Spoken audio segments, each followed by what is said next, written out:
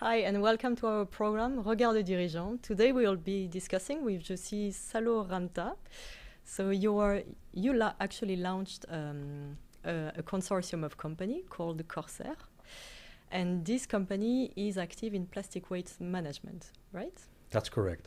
Well, first of all, thank you very much for inviting me and having me as your guest. It's truly an honor to be here today.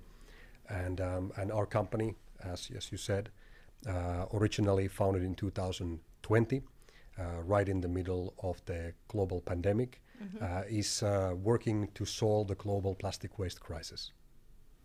All right, and it's actually a very interesting field because plastic waste management is an emerging field. So it is developing, and we have actors which emerge but sometimes fail to survive. But it is a field that definitely needs to be developed. So we have initiatives like yours. So maybe you could tell us a bit more about your activities. Excellent, thank you. So what we have been doing on a day-to-day basis since 2020 is to collect plastic garbage from the environment, all of our everyday plastic waste that we all generate, like plastic bags, wrapping materials, packaging products. What we do is we collect these from the landfills, we collect these from the oceans and from different parts in the cities, and then by using a process and technology called pyrolysis, we are able to convert this plastic waste back into its original form, which is oil. So something that might come as a surprise for many is that all the plastic products that we use on our daily lives originate from the crude oil.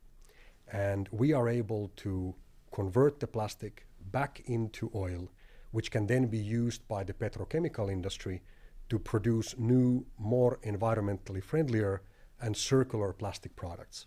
So in this way, in summarize, a plastic bag collected from the environment can now be turned into oil, and then this oil can be used to make a new plastic bag.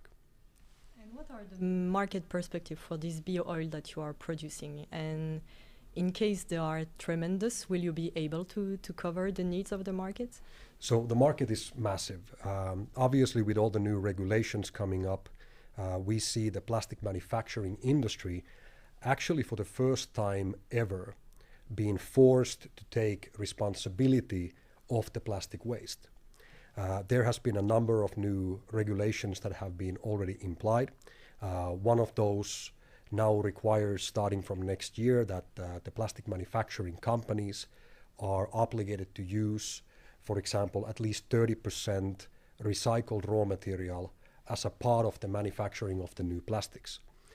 Additionally, we are seeing EPR, extended producer responsibility programs being implemented throughout the world, where companies that do generate this plastic waste are also obligated now to take responsibility from the collection and recycling of it.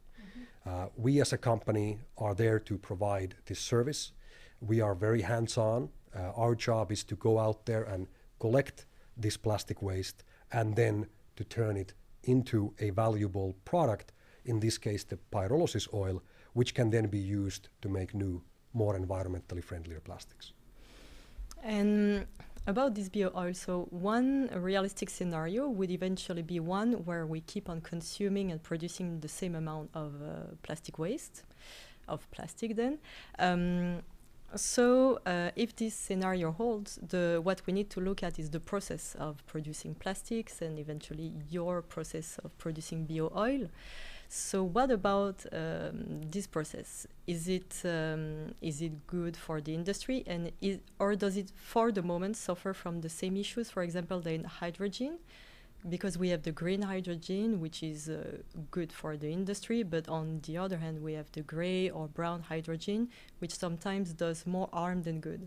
So where do we stand with this bio-oil technology? Well, the process that we use is, first of all, complying with all the European Union environmental restrictions. We can say we are very efficient, we are environmentally friendly, and we are obviously also financially sustainable. And when we look at our approach, we are always placing the well-being of the environment into the first place. That is our priority. We are here to clean the environment and not to damage the environment by any ways. We are currently operating in Thailand now already for more than 4 years. We have launched our production operations in Finland earlier this year, 2024. And as said, we comply 100% with all the European Union environmental regulations. On top of that, we continue to develop our technology to become even more better, more sustainable, more efficient than what it is already today. So to answer your question, the environment is the priority number one. And talking about the European regulation, the law goes in your favor, as in Europe we have the anti-waste law, which will keep on being reinforced till 2027. And we also have the ESG criteria, which will also be reinforced and which will soon imply every company to comply with those criteria. So every company, whatever the size. But so one question would be, is the market actually ready to help those companies to comply with those criteria? Well, the situation that we see today is that the annual production of new plastic keeps on increasing. Last year alone, the global production of new plastic was almost 500 million tons. This 500 million tons is more in weight than the combined weight of every single human being on the planet. So just to put things into perspective, this is how much plastic we generate globally per year. Unfortunately, today, it's only about 5 to 10% of plastics that ever get recycled, which means that more than 90% of all of these plastics that are being produced will eventually end up into the landfills, into the oceans, or getting burned, for example. That's why we urgently need to develop the plastic waste recycling infrastructure. Today, the production of plastic is increasing by approximately 10 times more faster than the building of the infrastructure for recycling. That means that there needs to be much more investments and efforts to be placed into this area. Eventually, I do believe that every single kilo of plastic that is being produced will at the same time have to be offset from the environment. Similarly to what has been already been addressed with the carbon emissions, we have to get to a point in time where all these plastics that we are using will be circular, and at the same time, when a kilo of plastic leaves from a manufacturing plant, at the same time, whoever is the producer of that plastic will be responsible of removing an equal amount of plastic from somewhere in the environment. This is where I believe we will eventually end, and hopefully this will happen sooner than later. But I personally do believe that it will be a time frame of approximately 25 to 30 years until we will reach a state where plastics will be recycled in a very similar way how we are today recycling paper and glass and metal. And as said, waste management is quite a new field. So for the moment, there is still a lack of control and a lack of data about all the trade happening around waste management. And we saw the case in Ghana, for example. So it is not relative to plastic waste, but to dangerous waste. But there is a lot of illicit trade happening around dangerous waste management, because there is a lack of control and because there is a lack of data about this trade. So, of course, the UN is trying to be active about this, trying to collect all the data about this new sector. But we also see maybe a private initiative, so like yours, because I saw that you developed your very own blockchain technology. So I don't know if it was in that views, but it seems perfectly relevant to tackle this issue about the market. So could you tell us about this blockchain technology that you have developed? Absolutely. I think, and you said it very well, that the collection of data and tracking the work that is actually done is a major challenge. And we wanted to address this one by using, in our opinion, the best available most transparent and publicly accountable database. And for that purpose, the Ethereum blockchain was a perfect platform for us to use.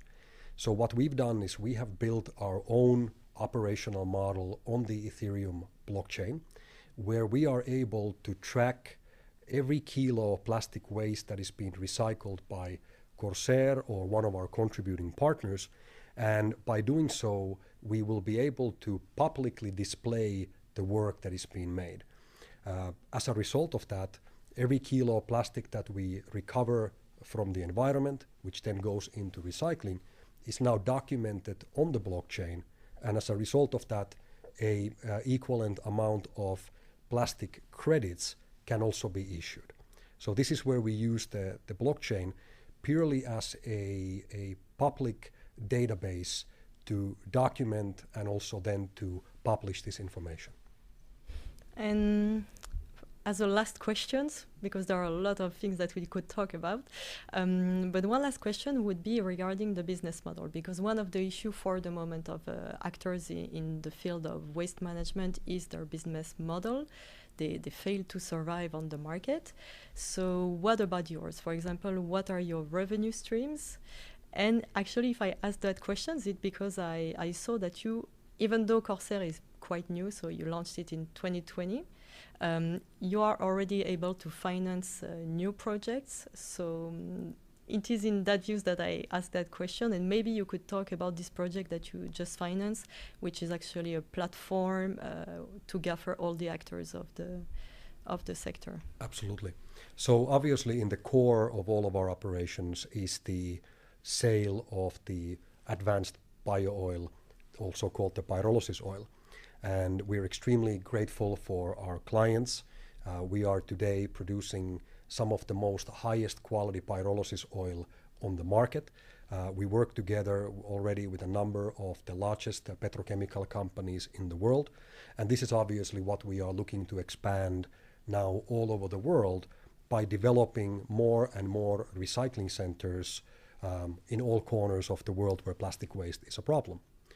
Now, additionally to that, we also do offer a plastic waste removal service. And we're extremely grateful to have today tens of thousands of clients around the world who are extremely environmentally conscious. This is both corporations, organizations, and private individuals who are working together with us by helping us on this expansion that we're doing. And what these companies are providing is they are providing additional support for our expansion, and then as a result of that, they will receive the plastic credit to help them to reduce or completely offset their plastic waste footprint. This is something that is today still done very much voluntarily. But as we know, with new regulations coming into effect as soon as 2025, it will now become also legally mandatory for companies, as you said, to start taking responsibility of their plastic waste footprint. That is where our platform and especially the CSR plastic credit can help these companies to offset those plastic waste footprints. Additionally to that, in some locations where plastic waste truly is a overwhelming problem, we also do receive a so-called gate fees by receiving the plastic waste raw material. This allows us then to continue again our investments and to support other recyclers as well, who then can expand their operations and ultimately remove more and more plastic waste from the environment. So everything that we do is about cleaning our planet, and we are using all the available technologies, both on the chemical recycling and chemical engineering sector, as well as in the sectors of IT, to bring those resources so that we can help more and more companies around the world to receive these financial supports to expand their recycling operations. Okay, thank you very much, Jussi, for introducing us to Corsair as well as to explaining a bit the market of plastic waste management. Excellent. Thank you very much for having me. And thank you very much for following us in this program. See you soon.